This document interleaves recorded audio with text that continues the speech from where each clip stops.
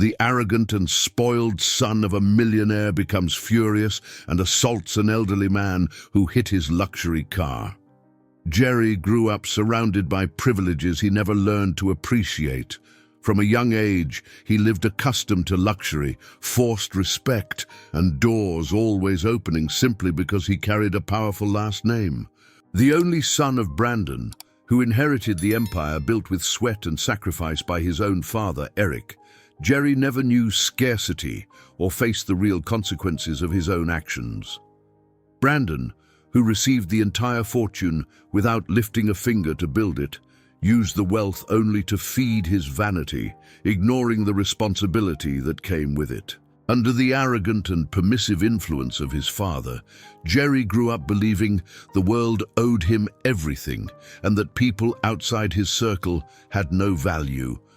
With no perspective beyond ostentation, he walked through life like someone crossing a ballroom, expecting applause and reverence wherever he went, unable to see the value of anything that wasn't tied to his own benefit. That morning was sultry, heavy, as if the very air carried an invisible tension. Jerry was sliding through the city streets in his luxury car, indifferent to everything and everyone. His gaze distant, never fixed on pedestrians, slower drivers, or the chaos of ordinary life. He didn't see faces, didn't see lives. He only saw his own path, as if it was natural for everyone else to give way. His mind, occupied only with himself, planned what he would do later. Maybe a party, maybe a superficial meeting that would earn him more empty compliments. To him, the city was just a backdrop, an unimportant curtain for his private show. At the tight intersection, where traffic moved cautiously, Jerry maintained his arrogant speed, not considering that not everyone had the power to impose their presence. It was there, in a split second, that a modest car, already worn by time, lightly tapped the shiny rear of his vehicle. The sound of the impact was minimal, almost inaudible, but for Jerry, it was like an unforgivable insult. People on the sidewalk, alert to the heavy traffic, stopped. Many already grabbed their cell phones instinctively as the small accident happened. It was the kind of scene that stirred curiosity. A luxury car stopped, an old car colliding with it, and a visibly irritated young man getting out of the vehicle. Jerry got out of the car with a face full of disdain, breathing heavily, as if the small scratch on his car was a personal, unforgivable offense. Without even looking around, he walked determinedly to the other vehicle. The door of the modest car creaked as it was slowly opened, and from inside emerged a frail-looking elderly man, his movements slow and uncertain. The man seemed confused, not understanding the severity that the arrogant young man gave to the situation. It was only then, facing the frail and time-worn old man, that Jerry's fury exploded. "Look what you did, you useless!" shouted Jerry, his voice cutting through the heavy air, drawing even more attention from those already starting to record the scene with their cell phones. "Do you know how much this car costs, you miserable old man?" he raged, advancing threateningly, while the elderly man tried to mumble some words of apology, his body trembling under the weight of public humiliation. "It was just a tap, young man, just a scratch," the old man tried to say, but Jerry didn't want to hear it. "Shut up!" he shouted, advancing even closer, the veins on his neck bulging with rage. The old man raised his hands in an attempt to protect himself, which only increased Jerry's fury. "You should be locked up at home, not driving around like a useless idiot," he yelled, in front of dozens of cell phones recording every move. Without any warning, Jerry raised his hand and dealt a violent slap on the old man's face, who staggered backward, disoriented. A murmur of shock ran through the small crowd already gathering around. "Son of a bitch!" exclaimed Jerry, and without waiting any longer, he pushed the old man brutally. The man fell heavily to the ground, eyes wide with fear and pain. Nearby, people screamed. Some tried to approach, but the fear of the violence contained in Jerry's body made them hesitate. "Someone has to call the police," murmured a woman, gripping firmly the phone, recording everything. "Someone help the gentleman," said another man, looking around, hoping someone braver would take the lead.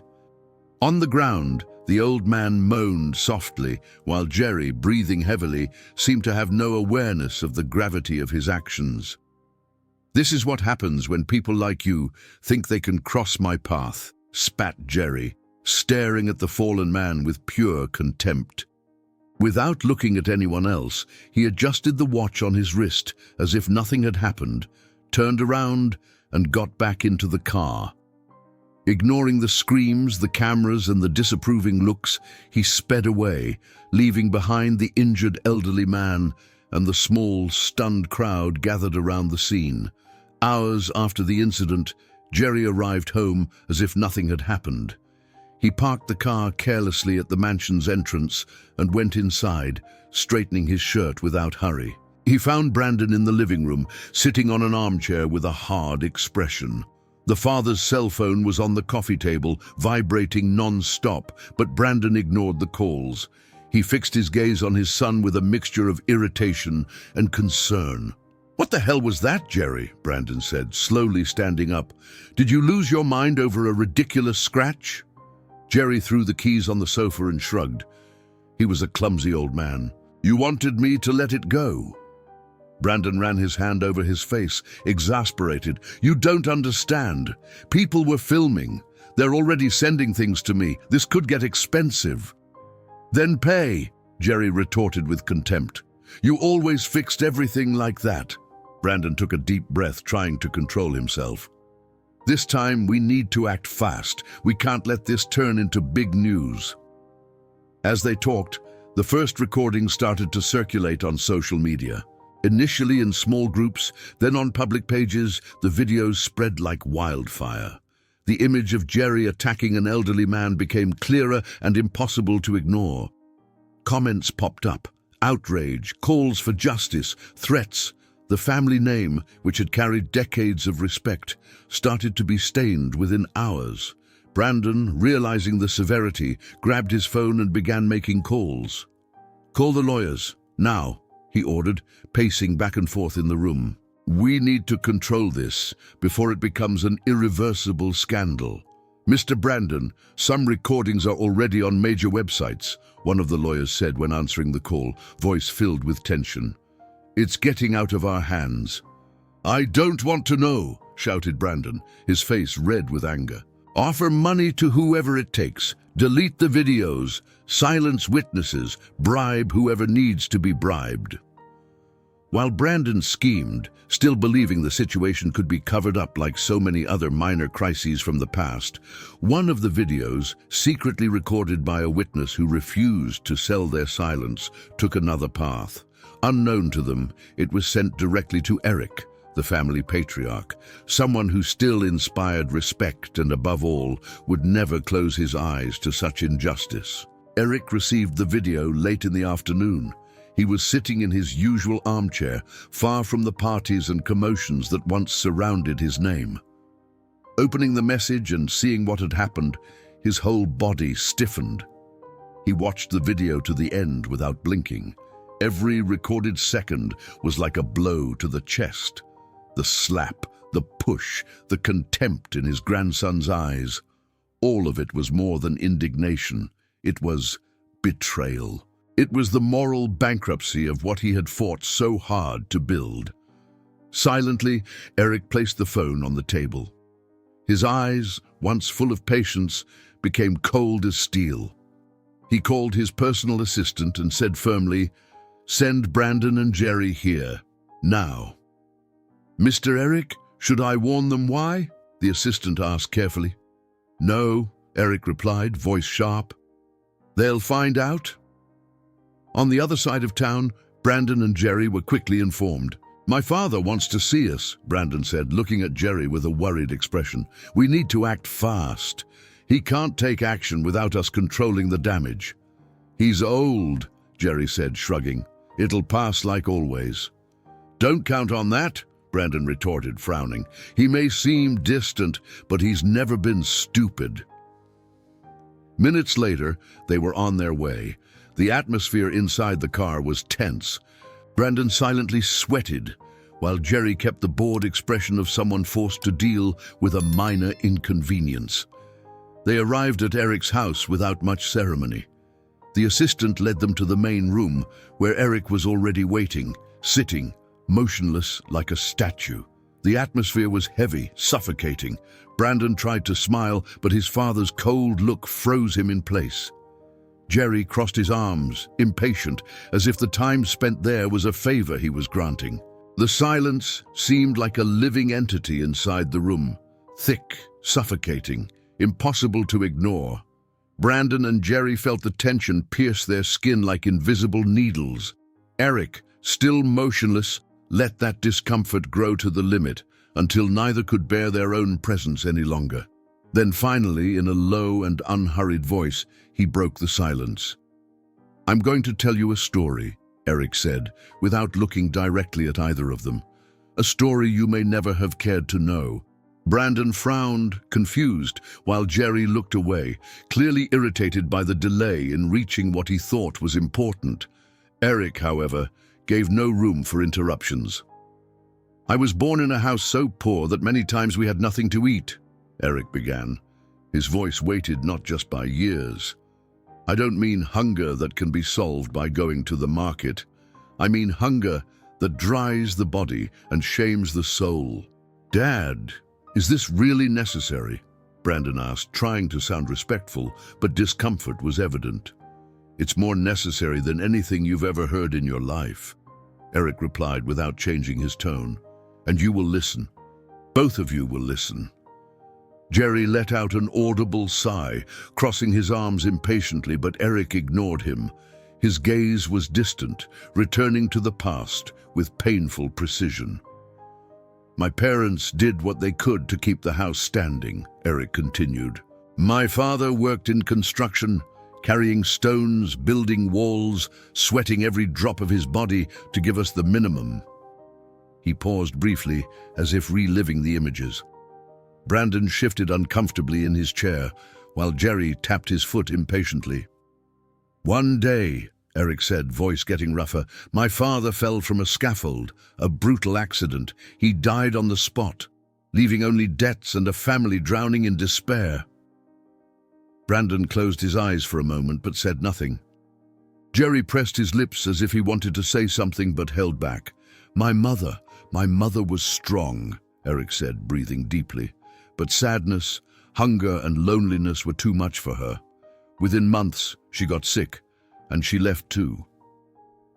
Silence returned for a few seconds. Neither dared to ask questions or comment. Eric left them there, forced to listen to every word that cut like a knife. "I was alone in the world," Eric said now in a lower voice. "No family, no roof, no future." "I didn't know that," Brandon murmured, more to himself than to his father. "You didn't know because you never cared to ask," Eric answered, his gaze now fixed on his son. "Go on," Jerry said with contained arrogance. Eric raised an eyebrow but continued as if Jerry's provocation weighed nothing against the truth he carried. "I survived as best I could," he said, "working at the market, carrying boxes, unloading trucks, sun up to sundown, rain or shine. And do you know how much I earned?" He paused again, letting the question hang in the air. "Next to nothing," he answered himself. "What they thought I deserved, almost nothing. And even then I was grateful because it was enough to maybe buy a piece of bread at the end of the day." Brandon lowered his eyes. Jerry let out a short, nervous laugh, but was immediately silenced by his grandfather's cutting gaze. "It was in that dirty and forgotten place," Eric continued, "that I met William." "William?" Brandon asked, confused. "Yes, William," Eric confirmed, "a young man like me, poor but a little better off. Had a place to sleep, had food to eat, worked at a modest little store next to the market, selling simple utensils." Eric smiled for the first time, but it was a sad smile. "One day, I was about to faint from hunger," he said. "And William saw me. He didn't know me, didn't owe me anything. Yet he called me over and offered me food. Brandon opened his mouth to speak, but closed it again. Jerry just rolled his eyes discreetly. "I was proud," Eric said. "I didn't want to accept charity, but hunger leaves no room for pride. I ate, and at that moment something bigger than any wealth was born." "Friendship," Brandon murmured. "Brotherhood," Eric corrected. "On days when the store was slow, William helped me carry boxes at the market. At the end of the day, he gave me all the money he earned, even if it meant he himself went to sleep hungry." "Why?" Jerry asked, visibly incredulous. "Because he was a real man," Eric said firmly. "Because he knew the value of compassion, something you seem to have forgotten." The weight of those words fell on them like an invisible wall. "With time," Eric continued, "I managed to save a little money. William lent me the rest, expecting nothing in return. With that, I bought a small house and started my first business." Brandon shook his head, stunned. Jerry seemed unable to process the story, as if it were fiction. "I paid back every penny," Eric said. "I tried to reward him many times after, but William never wanted anything but his simple life." "Why have we never heard of him?" Brandon asked, his voice failing. "Because William never wanted fame," Eric explained. "Never wanted to be associated with a fortune he despised. Preferred to live in the peace of humility, away from the spotlight." Eric leaned back in the chair, as if the effort of reliving all that was physical. "We visited each other discreetly," he said. "We shared joys and pains. William was, to me, more than a friend. He was part of the foundation upon which I built everything." Brandon and Jerry were now in absolute silence. Not even Jerry's usual arrogance seemed to resist the weight of the revelation. Then Eric's voice changed. Slowly, like a blade being sharpened before the blow, his tone became cutting, cold, inexorable. The weight of years, forgotten pains, and betrayed hopes filled every word he uttered. "And it was this man," Eric said slowly, his voice so low that Brandon and Jerry had to lean in almost unconsciously to hear him. "This friend, this soul brother, that you, Jerry, cowardly attacked that morning." For a moment, time seemed to stop inside that room. Brandon immediately went pale, as if punched in the stomach. The color disappeared from his face in seconds, and he sank into the armchair, trembling hands gripping the chair's arms as if it could support him. "No," Brandon murmured, his voice broken, almost inaudible. His eyes widened in horror, searching for some sign that this was a mistake, an exaggeration, any misunderstanding. But Eric just stared at him, merciless. "Yes," Eric affirmed, voice firm as a final sentence. "The old man that you, Jerry, pushed, humiliated, and left lying on the floor is William. My friend, my brother, the cornerstone upon which I built everything you now trample shamelessly." Jerry, who until then held a contained, irritated expression, simply froze. The blood seemed to drain from his face, leaving him pale as wax. His lips parted slightly, as if to form words, but nothing came out. No apology, no denial, only the emptiness, the mute horror of someone who begins, too late, to understand the magnitude of his own mistake. "The man who gave you more than you could ever repay," Eric continued, his voice becoming even colder, "was treated like garbage by those who should carry him as a living part of our history." The silence that fell over them was unlike any other. It was not just an absence of sound. It was a crushing void, a vacuum where shame, fear, and guilt reverberated deafeningly. "You didn't just attack an old man," Eric said, each word cutting the air like a sharp knife. "You spat on the legacy I fought to build. You trampled the dignity raised through pain, sacrifice, and loyalty." Brandon tried to stand. His legs failed. He staggered and sank back into the armchair, his face buried in his hands, as if he could hide from his own shame. Jerry remained motionless, his gaze lost, as if distancing himself from the reality around him. "There are no excuses," Eric said, his voice so firm it seemed to vibrate in the walls. "There are no justifications, there are only consequences." He calmly extended his hand and picked up a folder on the table. Every move was slow, deliberate, like an executioner with no hurry to deliver the sentence. He opened the folder and took out a thick document with many pages, stamped and signed. "From today," Eric said, looking directly at Jerry, who almost shrank under the weight of that gaze, "you will not have access to a single penny of this fortune until you prove, on your own merit, to be worthy of it." Brandon raised his face, desperate. His eyes were red, shining with despair. "Dad, please," he tried to stammer, his voice hoarse, as if each word tore part of his soul. "It's decided," Eric said, without any trace of doubt.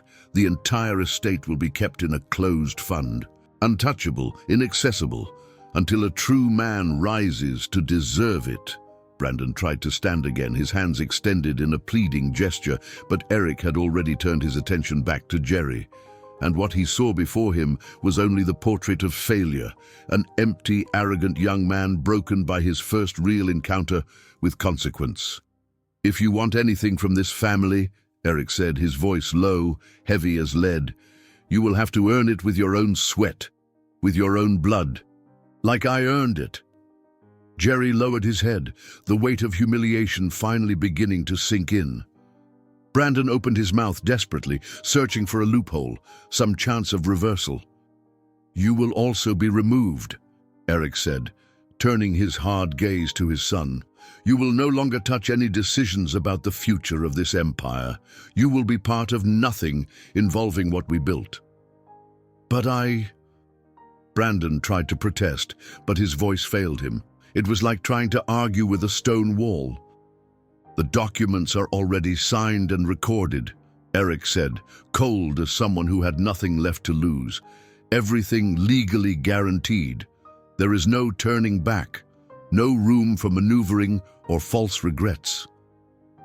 When the final silence settled in the room, Eric said nothing more. There was no need. Brandon and Jerry remained seated, defeated, powerless to face the crushing weight of their choices. Eric, however, felt his duty there was not completely fulfilled.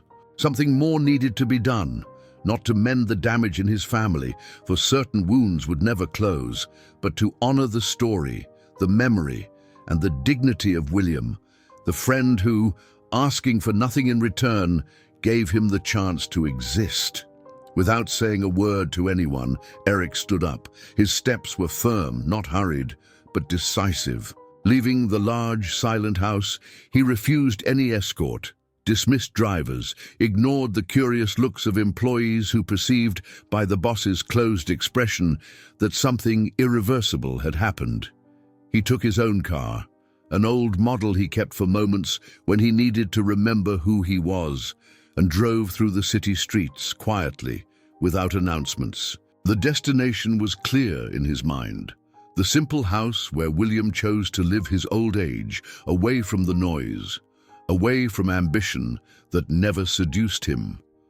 The route seemed longer than it really was. Every meter traveled was filled with memories of a harsh youth, and at the same time, full of a nobility that wealth never managed to replicate. When Eric finally parked in front of the modest house, he felt his heart weigh differently. It wasn't just guilt. It was full awareness that however much he had won in life, he had failed in what really mattered, keeping alive the values William, without grand words, had taught him. William opened the door at the first knock, as if he knew who it was, even before seeing. The sincere smile that formed on his lips carried no distrust, only the intact kindness as always. But his eyes, William's eyes, reflected surprise and, soon after, a silent concern. "Eric," William said, his voice firm despite age. "What brings you here, my old friend?" Eric took a deep breath, feeling his throat close for a moment. He approached, took off the hat he wore, and held it with both hands, like a boy asking for forgiveness. "We need to talk," Eric said, voice choked. William made way without question. He invited him in with a simple gesture, and the two sat in the small room, whose walls told silent stories of a life lived with dignity. "William," Eric began, looking at his own hands as if he didn't feel worthy to look at him. "I came here because I need to ask you for forgiveness." William frowned but said nothing. He waited with the patience of one who had seen much of life and learned not to rush judgments.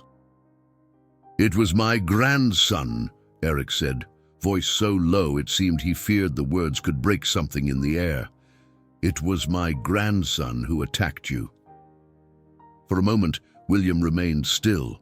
His eyes lost their brightness for a second, and he leaned back slowly in the chair, as if needing time to process an unexpected blow. "Jerry?" William asked softly, as if still hoping he had heard wrong. Eric only nodded, unable to say more. The silence that formed between them was thick, full of a pain that needed no explanation.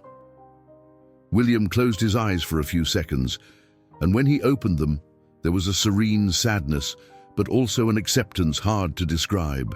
"I could never have imagined," William said, his voice hoarse, "that the grandson of that boy I once helped would do that to me." Eric felt tears burning in his eyes but held them back. He knew this moment was not about him. "I failed," Eric said with devastating honesty. "I failed my son. I failed my grandson. And I failed you, William." William shook his head slowly. "You didn't fail me, Eric," he said, voice firm despite the pain. "Each one's choices are their own burdens. You did what you could." Eric raised his gaze, finally looking at his friend. "I should have done more," he said. "I should have taught more. I should have reminded them every day where we came from and who we must honor." William smiled, a small, sad smile, but full of understanding. "Sometimes," he said, "even the best efforts are lost when the other's soul isn't ready to hear." Eric said nothing. He just lowered his head, in a sign of respect and shame. "I did what I could to fix things," Eric said after a long moment. "I removed Brandon from business management. I closed the entire fortune in an untouchable fund. Jerry will have to build his own path if he wants to be worthy of what he thinks he deserves." William listened to every word with calm attention.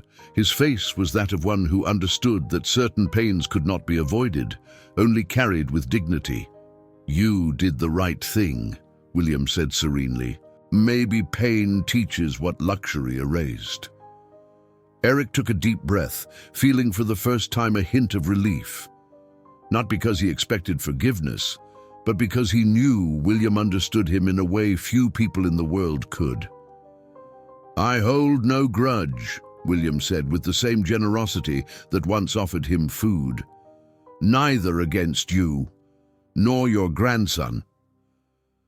Eric felt tears finally overcome his resistance and quietly slide down his face. William just extended his hand and placed it on the old friend's shoulder in a silent gesture of forgiveness that said more than any word. The silence that settled afterward was not heavy. It was a silence of acceptance, of reconciliation with all that was and all that could no longer be changed. They stayed there, side by side, unhurried, just sharing the simple existence of that moment. Two men life had separated and reunited through pain, loss, but also a friendship that never broke. Time moved on.